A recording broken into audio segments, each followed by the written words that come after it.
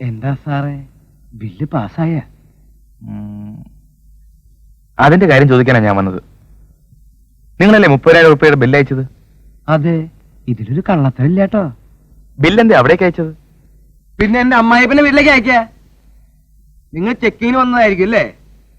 Bill Suresh Menon sir കണ്ടോ? ആ, ഇല്ലെന്ന് തോന്നുന്നു. ആ, അതാ കുഴപ്പം. അങ്ങേര് കണ്ടാ ഉടനെ പാസ്സാക്കിയേനെ.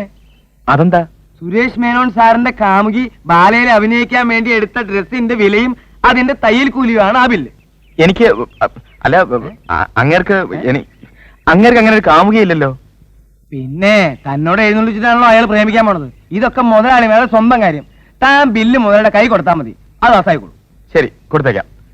അല്ല, നിങ്ങൾ എങ്ങനെ ഇതൊക്കെ അറിഞ്ഞു? കീരിക്കാട്ട് ചെല്ലപ്പൻ പറഞ്ഞു. കീരിക്കാട്ട് ചെല്ലപ്പൻ അയാളുടെ ട്രൂപ്പിലെ നായിക രോഹിണിയ സുരേഷ് മേനോൻ സാറിന്റെ കാമുകി. ഈ ബാലേ ട്രിപ്പ് എവിടെയാ? അത് ഇവിടെ അടുത്താ. അപ്പൊ ഞാൻ വരട്ടെ സാറേ, ആ ബില്ലൊന്ന് പാസ്സാക്കണേ. ആ, നോക്കട്ടെ. നമുക്ക് എന്തെങ്കിലും നക്കാപ്പിച്ച് വേണമെങ്കിൽ ഞാൻ ശരിയാക്കി തരാം. തേങ്ങ അടിക്കണമെന്ന് പറഞ്ഞ അമ്മയുടെ നെഞ്ചത്ത് തന്നെ വേണോ? എന്താ പറഞ്ഞ? അല്ല, ഈ കാശ് ഉടനെ ശരിയാക്കാം. ആ,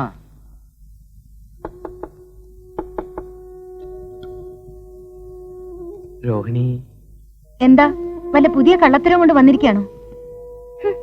ബാങ്കിൽ ജോലി, നോക്കാൻ ആളില്ലാത്ത വലിയ മണിമാളിക. നാളല്ലേ മനുഷ്യൻ ഇങ്ങനെ കള്ളത്തരം പറഞ്ഞ് നടക്കാൻ? പാവം കളിച്ച് നടക്കുന്നു. എനിക്ക് പറയുവാനുള്ള എനിക്കൊന്നും കേൾക്കണ്ട, കേട്ടിടത്തോളൊക്കെ മതി.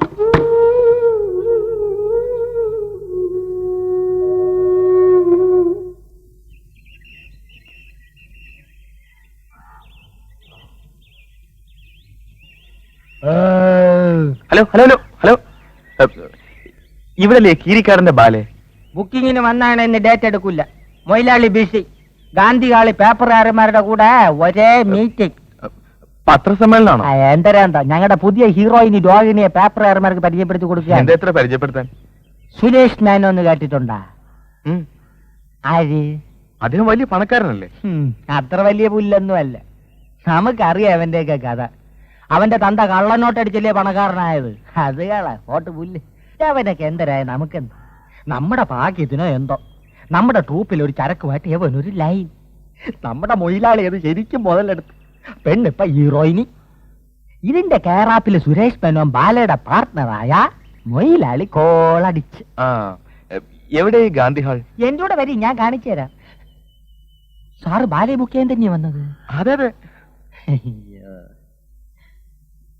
സാറിനെ ഞാൻ എവിടെയോ വെച്ച് കണ്ടിട്ടുള്ളോ അല്ലേ? വല്ല ഉത്സവ പറമ്പിലും ബാലെ കാണാൻ. ആയിരിക്കും. നമ്മൾ വായി നോക്കിയുള്ള ചുറ്റി തിരിയാത്ത ഇടവില്ലല്ലോ. അയ്യോ, പറഞ്ഞോണ്ട് നേരം പോയി അറിഞ്ഞില്ല. ഞാൻ പോട്ടാ. ഞാനും വരുന്നു. ചുമ്മാ വരി. കാറിൽ പോ.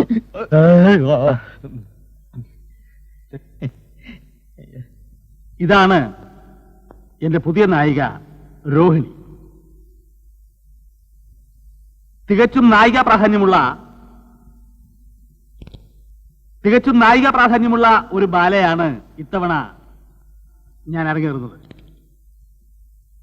അതുകൊണ്ടാണ് രോഹിണിയെ പോലെ അഴകും ആരോഗ്യവും സൗന്ദര്യവും കലാവാസനയുമുള്ള ഒരു പെൺകുട്ടിയെ ഞാൻ നായികയായി തിരഞ്ഞെടുത്തത്. രോഹിണി എത്രാമത്തെ വയസ്സിൽ അഭിനയിക്കാൻ തുടങ്ങിയത്? 15-ാമത്തെ വയസ്സിൽ. കാരണം വീട്ടിലെ ബുദ്ധിമുട്ട്. പിന്നെ ബുദ്ധിമുട്ട് എന്ന് ഉദ്ദേശിച്ചത് ഈ ജന്മവാസന പ്രകടിപ്പിക്കാനുള്ള അവസരം കിട്ടാതെ വരിക എന്നുള്ള അർത്ഥത്തിലാണ്. പിന്നെ ഈ തറവാട്ടിൽ കൊള്ളാവുന്ന വീട്ടിലെ പെൺകുട്ടികൾക്കുള്ള ചില തടസ്സങ്ങൾ. അതെ. പിന്നെ അടുത്ത് തന്നെ നമ്മുടെ രോഹിണി വിവാഹിതയാവുകയാണ്. അതെയോ?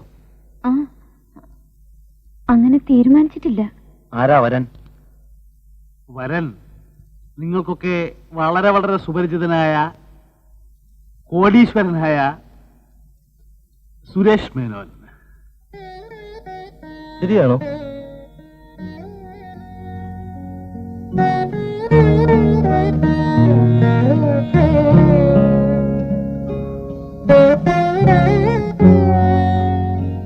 അതെ, ഞങ്ങൾ തമ്മിൽ സ്നേഹമാണ്.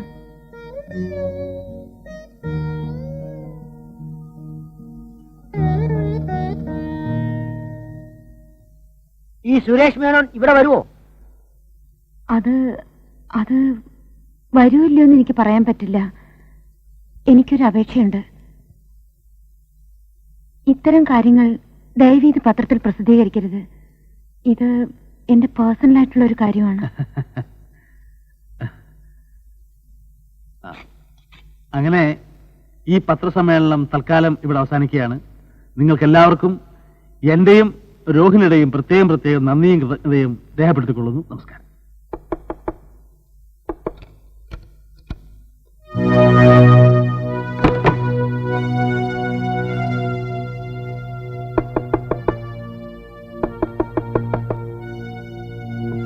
നിങ്ങളോടല്ലേ പറഞ്ഞു? ആരാ? ഞാൻ സുരേഷ് മേനോൻ. എന്റെ ഓഫീസിൽ നിന്ന് വരുന്ന ഒരു ക്ലർക്ക് സുധീഷ്. എന്താ വന്നത്? ഇവിടുത്തെ ഒരു ബില്ല് ഞങ്ങളുടെ ഓഫീസിൽ വന്നു. അതിനെക്കുറിച്ച് അന്വേഷിക്കാൻ വന്നതാണ്. അത് സുരേഷ് സാറ് കണ്ടോ? ഇല്ല, എന്റെ സെക്ഷനിൽ വന്നതാണ്. അന്വേഷിച്ചിട്ട് അറിയിക്കാമെന്ന് വിചാരിച്ചു. അത് എന്റെ ബില്ലാണ്. ഇങ്ങോട്ട് വന്നാ ഞാൻ അദ്ദേഹത്തിന്റെ കൊടുത്തേക്കാം. നിങ്ങൾക്ക് എങ്ങനെ അദ്ദേഹത്തെ അറിയാം? കൂടുതൽ ചോദ്യങ്ങളൊന്നും ചോദിക്കണ്ട. ഞാൻ അദ്ദേഹത്തിന്റെ ഭാര്യയാകാൻ പോകുന്ന സ്ത്രീയാണ്. എന്നങ്ങ് സ്വയം തീരുമാനിച്ചാൽ മതിയോ? അല്ല, നിങ്ങൾ രണ്ടാളും കൂടി ആലോചിച്ച് തീരുമാനിച്ചതാണോ എന്ന്. നിങ്ങൾ എന്തിനാ ഞങ്ങളുടെ പേഴ്സണൽ കാര്യങ്ങൾ അറിയുന്നത്? അല്ല, എനിക്കൊരു പ്രൊമോഷൻ വേണമായിരുന്നു. കുട്ടിയൊന്ന് റെക്കമെൻഡ് ചെയ്യാമെങ്കിൽ. അത്രേ ഉള്ളൂ. നിങ്ങളൊരു കാര്യം ചെയ്യൂ. ആദ്യം ആ ബില്ല് എന്റെ കൈ കൊണ്ടുതാ. പ്രൊമോഷൻ അദ്ദേഹത്തിനോട് പറഞ്ഞ് ശരിയാക്കുന്ന കാര്യം ഞാൻ ഏറ്റു. ഞാൻ നാളെ കൊണ്ടുവരാം. വരട്ടെ.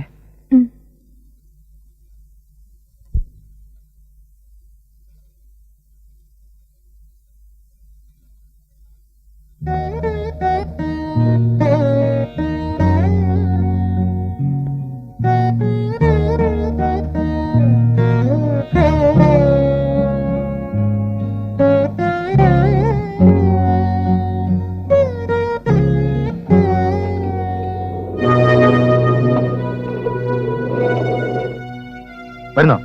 ഞാൻ വേണമെങ്കിൽ വീട്ടിൽ വിട്ടേക്കാം. കമ്പനിക്കാരാ, അല്പം കൂടുതൽ ഓടി വെച്ച് എനിക്ക് നഷ്ടമൊന്നുമില്ല. വരും.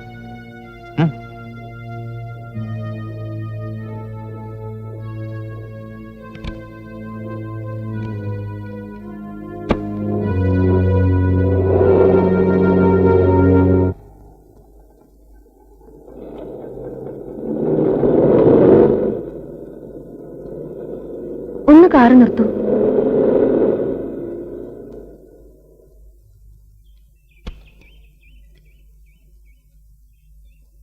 എന്താ കാറ് നിർത്താൻ പറഞ്ഞേ? എനിക്ക് അല്പം സംസാരിക്കാനുണ്ട്.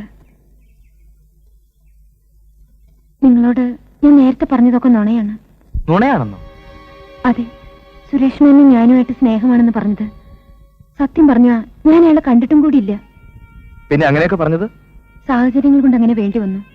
ഒരു ദിവസം ബസ് കിട്ടാതെ വന്നപ്പോ അയാളുടെ കാറിൽ കയറി ട്രൂപ്പിന്റെ മുമ്പിൽ ഇറങ്ങി. അന്ന് തുടങ്ങിയത് എന്റെ കഷ്ടകാലം. എന്നിട്ടെന്താ രോഹിണിയെ സത്യമല്ലെന്ന് പറയാത്തത്? സുരേഷ് മേനും ഞാനും തമ്മിൽ പ്രേമാന്ന് കരുതി ട്രൂപ്പ് ഓണർ എനിക്ക് തരാനുള്ള കുടിശ്ശികയും തീർത്ത് നായികയാക്കാന്ന് പറഞ്ഞ അഡ്വാൻസും തന്നു. ഇത്രയും വലിയൊരാളുടെ കാമുകിന്ന് കരുതിയ അങ്ങേര് ഇതൊക്കെ ചെയ്യുന്നത്. അതുകൊണ്ട് ഞാൻ ഒന്നും പറഞ്ഞില്ല. പക്ഷേ അതിങ്ങനെ ഒരു ഏടാകുടത്തെ കൊണ്ട് ചാടിക്കുമെന്ന് ഞാൻ സ്വപ്നത്തിൽ പോലും കരുതിയതല്ല.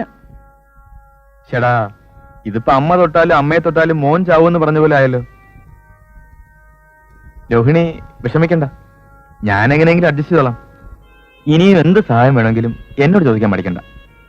എങ്ങനെ നന്ദി പറയേണ്ടെന്ന് എനിക്കറിയില്ല. തൽക്കാലം പറയണ്ട. പിന്നെ ഇതൊന്നും ട്രൂപ്പിൽ ആരും അറിയണ്ട കേട്ടോ. ആരെങ്കിലും അറിഞ്ഞാ എന്നെ അവിടുന്ന് പുറത്താക്കുന്ന ഉറപ്പാ. പേടിക്കണ്ട, ഞാൻ കാരണം ഒരിക്കലും അങ്ങനെ ഉണ്ടാവില്ല. ഞാൻ വരട്ടെ.